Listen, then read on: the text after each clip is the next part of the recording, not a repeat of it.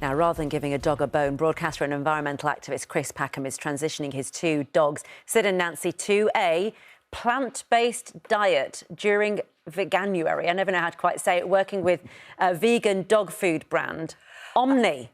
Yeah, now this comes as new research from the University of Edinburgh shows that 1% of the country's total greenhouse gas emissions come from dog food.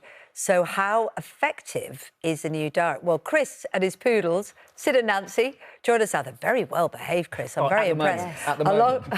Well, maybe it's because they're alongside the vet. So they're thinking about what to do about that. Exactly. Veganuary for dogs. I presume they're already doing dry January, Chris, along with everybody else. I'd hope so. Here and there. Yeah, a bit of gin here and there. Even I've joined in with that. Zero gin. So look, you know, we're laughing about it, but this is very serious. Big impact on the planet, if we can remove that out of the challenges and the emissions.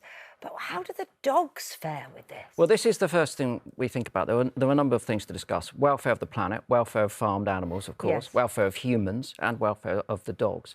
And what consistent new research is showing is that plant-based diets are as good as nutritionally or even better than meat-based diets. And this is peer-reviewed science that's been done in 2022, a systematic review of all the papers. And then last year, University of Nottingham did a very similar study which showed that those dogs that were on a plant-based diet were faring much better in terms of their general health.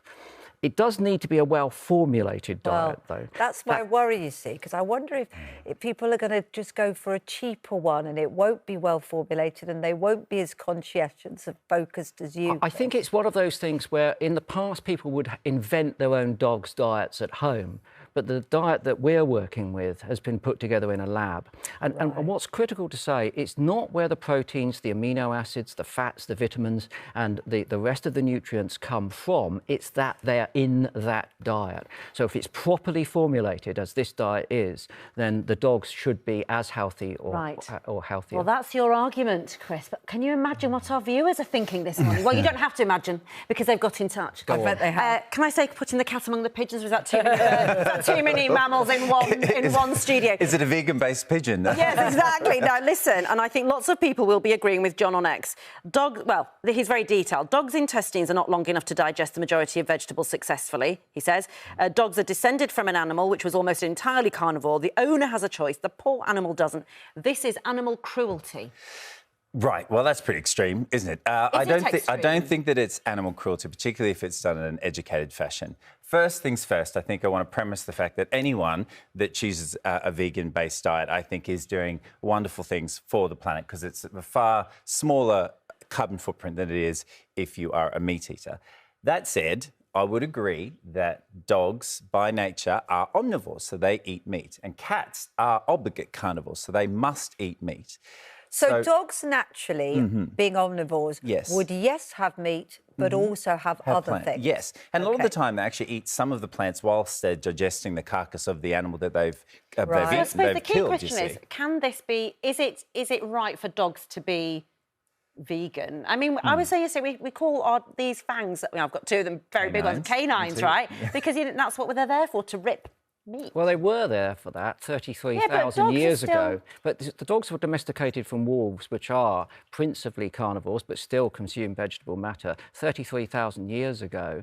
And they are, as Scott says, omnivores, and they are capable of digesting that. But as I go back to the point, it's not the meat or the plant-based, it's the nutrients, the proteins and the constituents of that, which is important to them. So if you can supplement what they might find in meat through a plant-based alternative, which we can do, because this diet has successfully done that, and all of the research is showing that it works, then basically it's the humans that need to change their minds on behalf of their pets' health and the planet. Well, hang on, just before that, Sid and Nancy, I know how much you adore them. They're like children to you. They're the epicentre of my universe. Do you ever give them a choice? Have you done that? Have you ever sat them in front of the meat? I love that you've asked that question, Kate, because for me as a scientist, I'm looking at this going, that's a plant-based. If we put a meat-based one in front of the dogs, I'd be really intrigued to see which one they chose. Have you tried it, Chris? Yes. And because that was, I mean, look, I love them. They're the epicentre of my universe. Food is a big part of a dog's life. Oh, yeah. So even if it's better, it's like when you've got your kids. My mum used to try and make me eat sprouts, I didn't like the taste of sprouts. They were definitely anyone? they were good. So are for... you saying your dogs don't like the taste, but you're going to give it to them anyway? No, I because wouldn't it's good do for that. them? That's the key thing. I wouldn't give them a diet, even if it was better for them. I don't think that if they didn't want to eat it. But look, they absolutely love this. So can I say but this? hang too? on, if you've given them the option, you haven't got Yeah. a sausage there as well, Chris.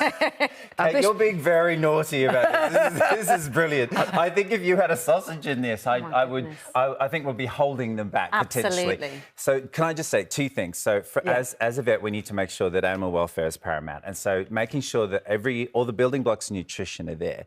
And there are a number, as you said, if a diet isn't well formulated, and there's a number out there that aren't. They aren't getting all the things that they need. Now, Chris is talking about a diet that's been formulated. And again, there's some question marks of going, there's some things in there that aren't natural because, say, taurine, for example, it's an amino acid. It's absolutely required in cats and it can be made by dogs in their bodies, but it has to be synthesized. So in order to give a diet like this, you have to synthesize an element of that diet. So you need to realise that this isn't it is an artificial construct as in nutrition. Yes. And the second thing is something that you've very very bluntly gone to, which is palatability. I'm right? always mischievous, you know that about me. A bit mischievous, yes, and that the palatability, so the practicalities of feeding this kind of meal to the everyday dog. And Chris has very valiantly tried to feed it to two of the most sensitive, picky feeders that even if you gave them like quail's eggs and caviar, they'd probably turn their nose up. So I would say it's always based on the health of your dog. Right. It has to be completely balanced. A couple of other facts we need to chuck in, though, when it comes to environmental health. We're talking about the dogs' health here.